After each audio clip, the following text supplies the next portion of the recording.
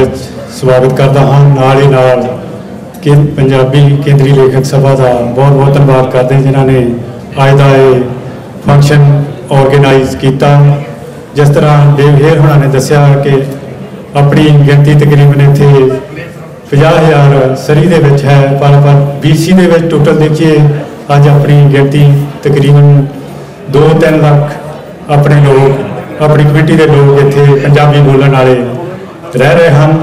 इस सारे का सिहरा साडे उन्हां बजुर्गों को जाता है जिहड़े 1900 के शुरू में इस धरती पर आए। अज आप एयरपोर्ट पर आने तो आपको 10-10, 15-15, 20 बंदे लैन गए होंगे, स्वागत करते हैं, गल च हार पाते हैं।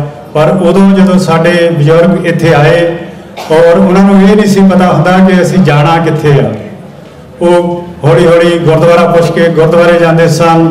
तो उस तो बाद उन्होंने लैंगुएज की प्रॉब्लम सी, लैंगुएज तो बाद उन्होंने ड्रैस की प्रॉब्लम सी। मेरे एक दोस्त आ दविंदर बैंस, उन्होंने बाबा जी की गल मैनूं हाले तक याद है। वो कहते जो असी इत्थे आए असी गिणती के लोग सी, उंगलियां ते गिने जाने वाले लोग सा।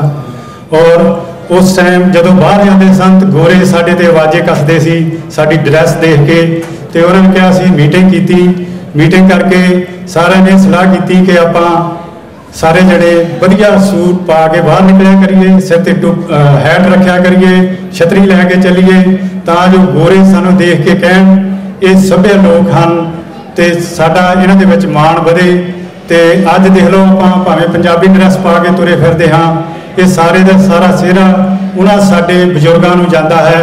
उस तो बाद साडी पढ़ी लिखी पीढ़ी इत्थे आई जिन्हां ने पंजाबी बोली नूं इत्थे 7 समुद्रों पार आण के जिंदिया रखा।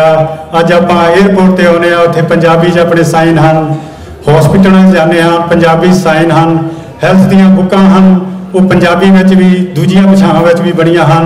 सो इस सारे का सीधा सिरा साडी पंजाबी केंद्रीय पंजाबी लेखक सभा नूं जाता है जिन्हां ने इत्थे पंजाबी नूं आपां जो मान इंडिया में नहीं पंजाबी नूं दवा सके, पंजाब तो बाहर वो इत्थे इन्हां ने मान दवाया। मैं इन्हां दा बहुत बहुत धन्यवाद करदा ते इन्हां नूं यह बेनती करदे हां कि इस काम नूं जारी रखो, जिथे साडी हेल्प की लोड़ होवे असीं तुहाडे नाल खड़े हां।